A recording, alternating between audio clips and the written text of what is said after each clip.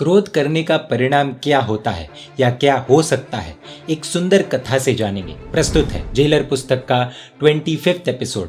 प्रभु का शासन गोभद्र नामक व्यक्ति को प्राप्त नहीं हुआ था, फिर भी बहुत ही अच्छे स्वभाव का व्यक्ति था। आर्थिक परिस्थिति बहुत कमजोर थी, यानी कि फाइनेंशियली वीक था। वो बहुत ही स्किल्ड था, लेकिन धन कमाने के लिए कोई भी एक्स्ट्रा ऑर्डिनरी एफर्ट्स नहीं लगाता था।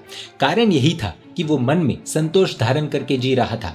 ऐसा ही कुछ काम भोग के विषय में भी एक युवती सामने से आकर कहती है, फिर भी अपना मन डगमगाने नहीं दिया। सामने से ऐसे निमित्त मिले तो भल भले अपना ब्रह्मचर्य खो दे, लेकिन ये ऐसा नहीं था। ऐसा गुणवान व्यक्तित्व। इस गोभद्र को अपने गुणों का कोई अहंकार भी नहीं, स्व प्रशंसा भी नहीं करता था। किसी व्यक्ति के बारे में कुछ बुरा जान ले तो भी उसका तिरस्कार नहीं करता। महान परोपकारी व्यक्तित्व। धन की अत्यंत आवश्यकता होने पर भी न अपनी कला को बेचने की तैयारी, न ही किसी के आगे हाथ फैलाने को तैयार। दो बड़े शत्रुओं के मन में वैर भाव को भी दूर कर दे और परस्पर स्नेह भाव जगाने का धैर्य और सामर्थ्य इस गोभद्र में था। श्री महावीर चर्यम ग्रंथ में गोभद्र के अनेक प्रसंग और गुणवान व्यक्तित्व देखने को मिलते हैं। ऐसा गुणवान व्यक्तित्व जब दीक्षा ले तो संयम जीवन में, साधना में क्या कमी रह सकती है। दीक्षा लेने के बाद इनके द्वारा अनजाने में मेंढकी की हिंसा हुई तो क्षुल्लक बाल मुनि ने बार बार प्रायश्चित लेने की बात याद दिलाई। यहाँ पर गोभद्र मुनि क्षमा खो बैठे, क्रोधित हो उठे। अब आने वाले जन्मों में सिर्फ क्षमा भाव ही नहीं, बल्कि सच्चारित्र, अपने गुण आदि सब कुछ गवा बैठे। आखिर दृष्टि विष सर्प का जन्म मिला, जिसे हम चंड कौशिक के नाम से जानते हैं। अब तुलना करें तो कहा गोभद्र और कहा चंड कौशिक साफ। करुणा सागर भगवान महावीर पधारे। चंड कौशिक को उसके पूर्व भवों की स्मृति दिलाई और दोबारा उसे क्षमा की और गुणों की ओर ले आए और फिर प्रचंड पुरुषार्थ करने की प्रेरणा दी तो चंड कौशिक सही मार्ग पर आ गया। अब सोचने वाली बात यह है कि प्रभु महावीर अगर उसे न मिले होते तो उस जीव के आने वाले भव, यानी कि आने वाले जन्म कैसे होते। प्रभु महावीर की बात करें तो प्रभु महावीर का जीव तीसरे भव में मरीचि के रूप में जन्मा था। प्रथम तीर्थंकर एवं अपने पितामह भगवान श्री ऋषभदेव के पास भारी वैराग्य के साथ संयम जीवन का स्वीकार किया। संयम के सुंदर पालन द्वारा आत्मा को महान बनाया, परंतु कुछ समय के बाद संयम के कष्ट सहना कठिन लगा। निर्मल साधना में सच्चारित्र खोया और शिथिलता का स्वीकार किया और परिणाम पुनः सच्चारित्र की प्राप्ति असंख्य काल के बाद 16वें भव में हुई। इस तरह अनगिनत दृष्टांत है। सदाचार सद्गुणों को एक बार गवा देने के बाद, जन्म जन्मांतर बीत जाने के बाद भी उसकी पुनः प्राप्ति अत्यंत दुष्कर होती है।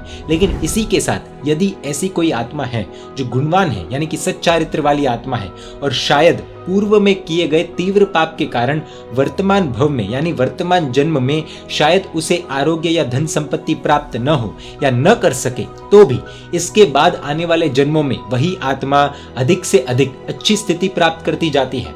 गुणसेन इसका बेस्ट एग्जाम्पल है, क्योंकि गुणसेन के भवों को, यानी कि जन्मों को देखने जाए तो बीच बीच में गुणसेन को देवलोक प्राप्त हुए थे, जिसमें क्रम से 1, 5, 9, 15, 18, 20, 30 और 33 सागरोपम आयुष्य वाले जन्म थे, जो गुणसेन की प्रगति का प्रमाण है।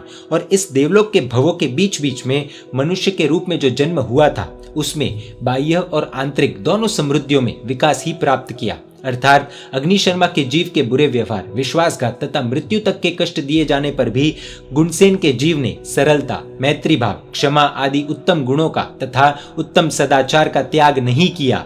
वो तो एक के बाद एक अधिक उत्तम कक्षा का सच्चारित्र एवं भव्य से भव्य समृद्धि प्राप्त करता गया।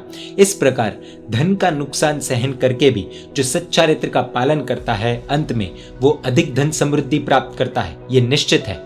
पूज्य श्री कहते हैं कि इन बातों से ये तो निश्चित होता है कि धन से अधिक महत्वपूर्ण है आरोग्य, और आरोग्य से कहीं अधिक महत्वपूर्ण है सच्चारित्र, यानी कि कैरेक्टर। इसीलिए अन्य किसी भी वस्तु का भोग देना पड़े, किसी भी प्रकार की हानि उठानी पड़े, तो उठा करके उस नुकसान को झेल करके सच्चारित्र को अखंड निष्कलंक बनाए रखना चाहिए। आज की दुनिया में तो लोग अपना शील, अपना कैरेक्टर आदि सब कुछ बेचकर भी पैसा कमाना चाहते हैं। पैसा कहीं ना कहीं फर्स्ट प्रायोरिटी हो चुकी है। लेकिन पूज्य श्री एक ऐसी कथा बताते हैं जहां पर गुण, सदाचार, शील, ब्रह्मचर्य की रक्षा के लिए एक सेठ सब कुछ न्यौछावर करने के लिए तैयार हो जाते हैं। वो कथा हम देखेंगे एपिसोड 26 में। Jailer book is now available in 6 languages: English, Hindi, Kannada, Tamil, Marathi, Gujarati. इस life changing motivational inspirational jailer book को hridayodgar.com वेबसाइट से प्राप्त कर सकते हैं www.hrudayodgar.com। फीडबैक के लिए या अधिक जानकारी के लिए इस ईमेल पर अथवा इस कॉन्टैक्ट नंबर पर भी संपर्क कर सकते हैं। जैन मीडिया पर ऐसे वीडियोस आते रहेंगे। देखने के लिए आपको Jain media YouTube channel subscribe कर नोटिफिकेशंस के लिए बेल आइकन प्रेस करना होगा। आप हमें फेसबुक और इंस्टाग्राम पर भी फॉलो कर सकते हैं। परमात्मा की आज्ञा विरुद्ध कुछ भी कहा हो तो मिच्छामि दुक्कडम। जय जिन शासन, जय महावीर।